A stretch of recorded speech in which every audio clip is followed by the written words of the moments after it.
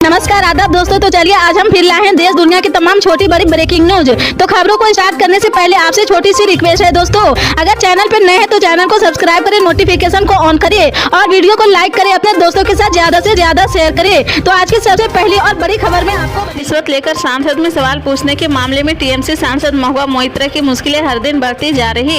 Anti corruption panel ने महुआ मोइत्रा के case की सीबीआई के जांच के आदेश दिए हैं। बीजेपी सांसद निशिकांत दुबे ने यह दावा किया है। दुबे ने ही महुआ मोइत्रा पर घूस लेकर सांसद में सवाल पूछने के आरोप लगाए थे। उन्होंने इस मामले में आईटी मंत्री को चिट्ठी भी लिखी थी। निशिकांत दुबे ने सोशल मीडिया प्लेटफॉर्म एक्स पर पोस्ट किया है। लोकपाल ने आज मेरे कंप्लेन पर आरोपी सांसद महुआ जी के राष्ट्रीय सुरक्षा को गिरवी रखकर भ्रष्टाचार करने पर सीबीआई इंक्वायरी का आदेश दिया है। दुबे झारखंड के गोड्डा से बीजेपी सांसद है, जबकि मोइत्रा पश्चिम बंगाल के कृष्णा नगर से टीएमसी की सांसद है। मध्य प्रदेश कांग्रेस के प्रभारी महासचिव रणदीप सिंह सुरजेवाला ने केंद्र व शिवराज सरकार पर करोड़ों रुपए के घोटाले का आरोप लगाया है।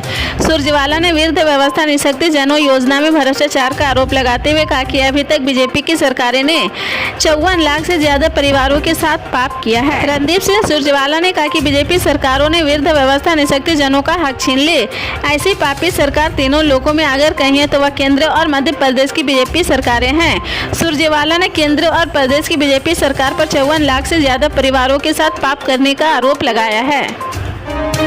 केरल सरकार ने केरल उच्च न्यायालय की एर्नाकुलम पीठ के आदेश को चुनौती दी है। उच्चतम न्यायालय का दरवाजा खटखटाने वाली केरल सरकार विधायकों को मंजूरी देने में जानबूझकर देरी के आरोप लगाए हैं। इससे पहले विधायकों पर अनिश्चितकाल तथा सहमति लंबित रखने के मामले में एक वकील की याचिका हाईकोर्ट की एर्नाकुलम पीठ ने खारिज कर दी थी। राज्यपाल की शक्तियों को चुनौती देने वाली याचिका खारिज होने के बाद अब मुख्यमंत्री पिनराई विजयन की सरकार ने सुप्रीम कोर्ट से हस्तक्षेप की अपील की है। राज्यपाल की कथित निषेधकता के लिए राज्यपाल आरिफ मोहम्मद खान के खिलाफ सुप्रीम कोर्ट में दायर रिट याचिका के बारे में एएनआई की रिपोर्ट के मुताबिक संविधान के अनुच्छेद 200 के तहत गवर्नर की सहमति में देरी को लेकर सरकार ने सवाल खड़ा किए हैं। दिवाली से पहले मुंबई में बढ़ते प्रदूषण को लेकर लोग परेशान हैं। ऐसे में दिवाली के त्यौहार को देखते हुए महाराष्ट्र मौसम विभाग और महाराष्ट्र पॉल्यूशन कंट्रोल बोर्ड ने मिलकर मंत्रालय प्रांगण में प्रदूषण मुक्त दिवाली अभियान 2023 शुरू किया है। इस अभियान में भारी संख्या में स्कूली बच्चे शामिल हुए हैं। महाराष्ट्र के मुख्यमंत्री एकनाथ शिंदे और उप मुख्यमंत्री देवेंद्र फडणवीस ने प्रदूषण मुक्त दिवाली अभियान की शुरुआत की है।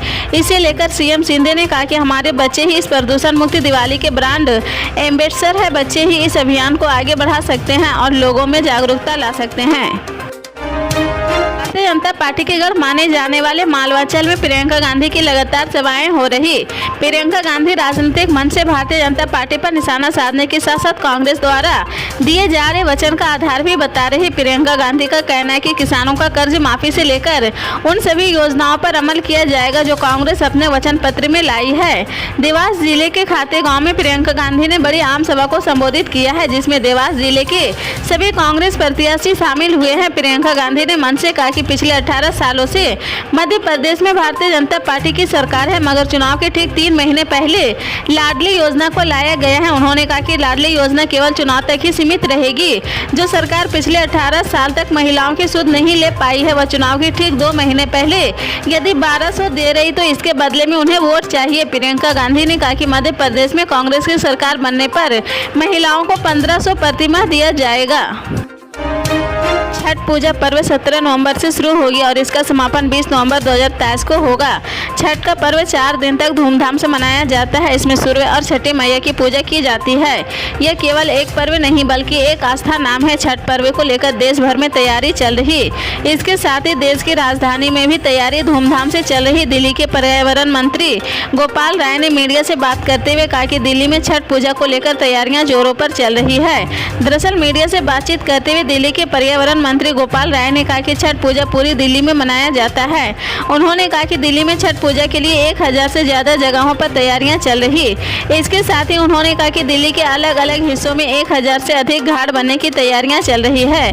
दरअसल छठ पूजा को लेकर दिल्ली सरकार ने कमर कस ली है। दिल्ली सरकार की तरफ से पूरी तैयारियां का ख्याल रखा जा रहा, क्योंकि छठ पूजा बहुत ही धूमधाम से मनाया जाता है। नोटबंदी को 7 साल पूरे हो गए, कांग्रेस ने केंद्र सरकार पर जमकर हमला बोला। कांग्रेस के अध्यक्ष मल्लिकार्जुन खड़गे ने सोशल मीडिया पर केंद्र को घेरते हुए कहा कि भारतीय अभी भी नोटबंदी के घाव को झेल रहे हैं। इस कदम से छोटे व्यवसाय बंद हो गए हैं, लोगों की नौकरियां चली गई है। खड़गे ने कहा कि करोड़ों लोगों को नोटबंदी के कारण अपने ही पैसे के इंतजार में लाइनों में खड़ा होना पड़ा है। खड़गे ने केंद्र पर हमला बोलते हुए कहा कि 86.4% नोटों को बंद किए बिना हम कैशलेस इकोनॉमी को क्यों नहीं बंद कर सके हैं। वहीं कांग्रेस नेता राहुल गांधी ने भी 2016 के केंद्र के नोटबंदी के फैसले की निंदा की है।